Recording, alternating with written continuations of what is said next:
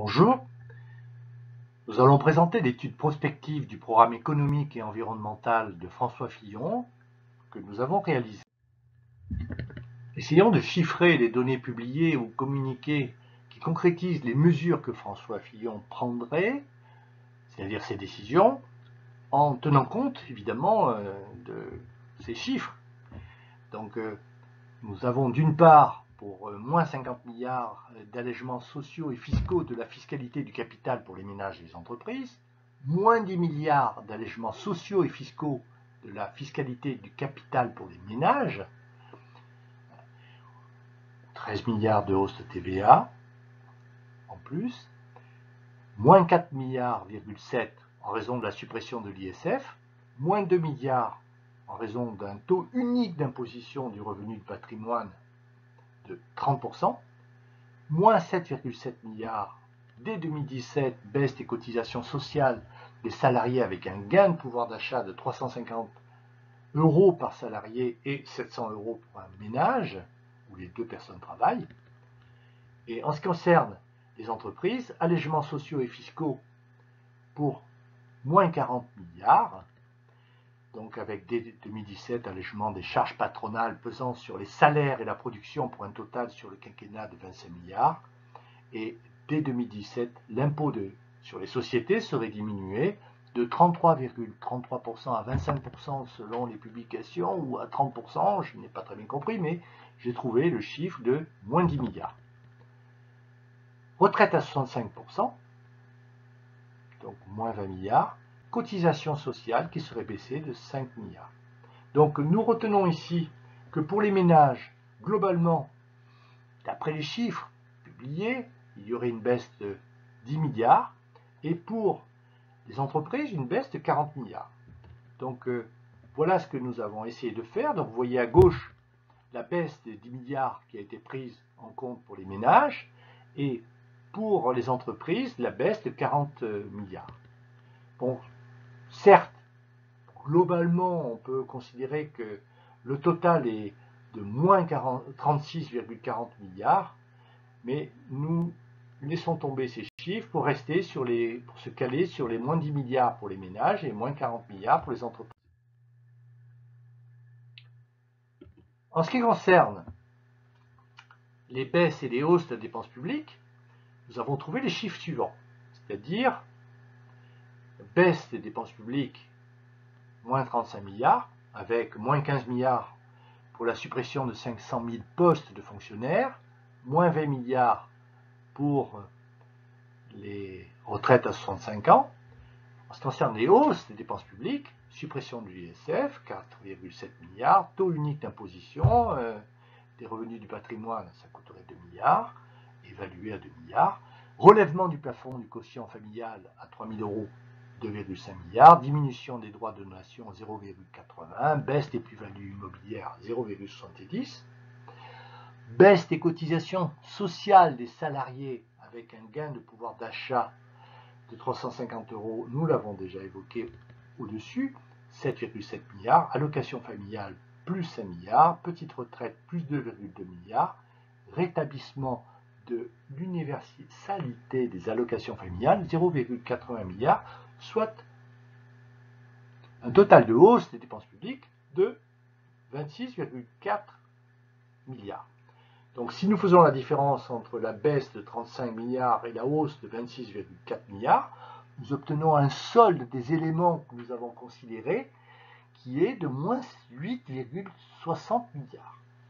Alors, ce solde, si nous le comparons par rapport aux chiffres annoncés, c'est-à-dire que les dépenses publiques devraient baisser de 100 milliards, nous avons eu quelques difficultés, mais nous avons pris en compte les totaux avec les répartitions estimées du programme de François Fillon, c'est-à-dire administration publique centrale, y compris l'État, moins 30 milliards, administration publique locale, moins 20 milliards, et pour la sécurité sociale, moins 50 milliards, c'est-à-dire moins 100 milliards. Donc voilà les données de François Fillon, et voilà les données que nous avons calculées. Sites et publications que nous avons utilisées, il faut être clair, on aurait pu se reporter à des ce que nous avons fait, nous avons étudié des publications, mais dans les deux sites que nous citons, c'est-à-dire celui du programme de François Fillon et celui du cadrage économique de François Fillon, nous avons trouvé les éléments que nous avons retrouvés ensuite dans plusieurs publications. Alors, quelles sont les données macroéconomiques qui concrétisent les décisions que François Fillon prendrait? Décisions que nous venons de préciser. Bon, tout d'abord, il n'a pas été question avec François Fillon de sortir de l'Union européenne ou de la zone euro, donc nous restons, la France resterait dans... Ça ne veut pas dire que François Fillon ne dit pas qu'il faudrait se battre au niveau de l'Union européenne et de la zone euro pour améliorer leur fonctionnement et améliorer la position de la France par rapport à ces instances. Donc, comme d'habitude, nous tenons compte d'une petite réévaluation de l'euro de 1% en 2017 par rapport aux monnaies internationales et en 2018 de 0,5%. Pour concrétiser les chiffres que nous avons évoqués, nous avons traduit en termes de taxes une hausse des taxes des ménages de 3,78%, une baisse des impôts de 5% chaque année.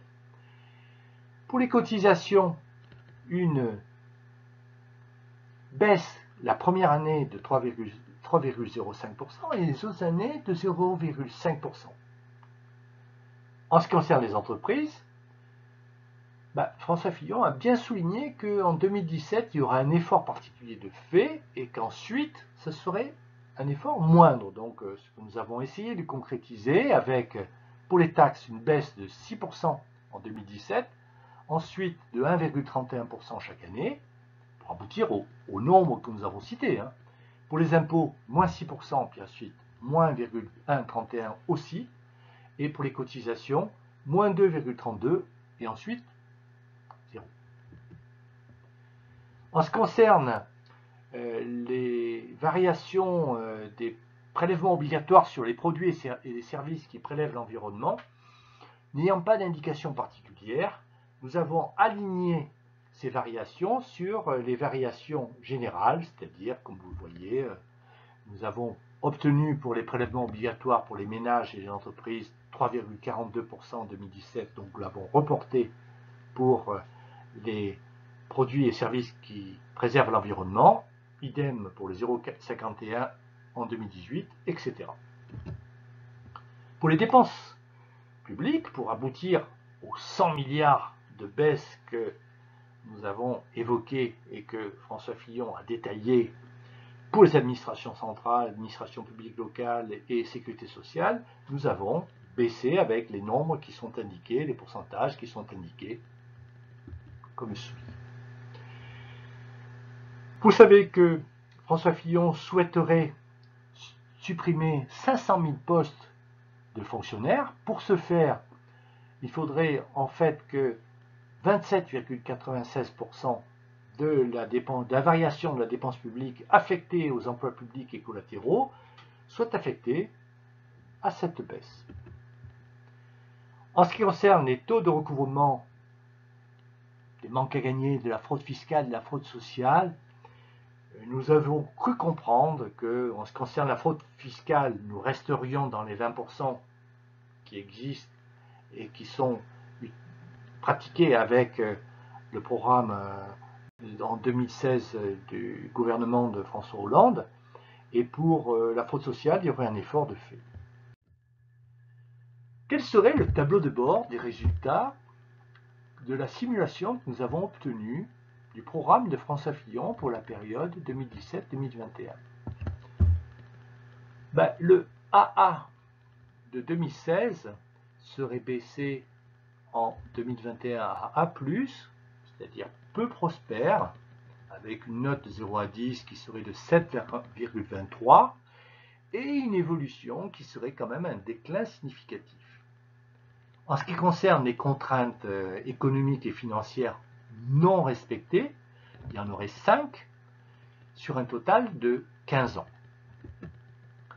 Donc, le nombre de demandeurs d'emploi augmenterait contrairement à ce que M. Fillon indique, le simulateur, avec les données qui ont été indiquées, trouverait une augmentation importante de 532 000 demandeurs d'emploi de catégorie A en France métropolitaine en plus.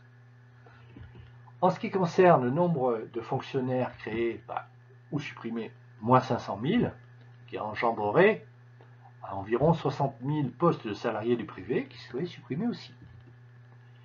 Les variations de prélèvements obligatoires, variation moyenne, une baisse de 1,06%, et sur l'ensemble du quinquennat, moins 5,23%, idem pour les prélèvements obligatoires sur les produits et les services qui préservent l'environnement.